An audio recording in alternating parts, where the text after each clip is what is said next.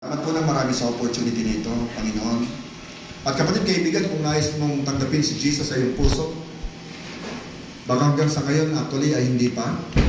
Kayong naririto, baka mayroong ilan, isa, dalawa, tatlo, at kayong nanonood, saan man kayo naroon, kung nais mong tanggapin si Jesus, then you are making the right decision for your life. Kung nais mo, pwede kang sumunod sa isang maikling panalangin, pero tsakin mong seryoso ka dito. Dahil ipocommit mo iyong buhay sa Lord.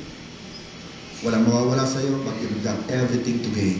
Sabihin mo ito, Ama naming Diyos na buhay, nagpapasalamat ako. At ako'y tinuturuan mo. Ipinapakita mo sa akin kung sino talaga ako. Patawad ko sa mga kasalanan ko. At tinatanggap ko si Jesus sa aking puso bilang aking Panginoon at tagapagligtas ng aking buhay. Maraming salamat po sa kapatawaran at sa buhay na walang hanggan at sa karapatan tawagin niyo na. Sa pangalan ni Jesus, Amen and Amen. Kapatid, kaibigan, kung nais mo mag-draw sa Lord, then ang Bible, bumili ka, basahin mo ito day and night.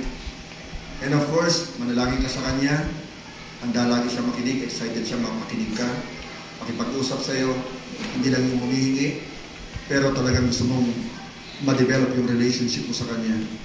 And of course, patuloy kang dumalo sa isang church na si Jesus lamang ang itinataas. Church na hindi yung pastor ang itinataas, hindi yung pangalan ng church ang itinataas, kundi si Jesus lamang. Ang sabi ni Jesus, if you lift my name on high, I will draw all men unto me. Siya ang itaas natin. Amen? And of course, share mo yung faith mo. Salamat po ng maraming Panginoon sa iyo pong ibinahagi sa amin sa umaga po nito. Dalangin ko nga po, Panginoon, na ito'y patuloy na ma-embed sa aming mga puso. Ipamuhay po namin with the help of your Holy Spirit.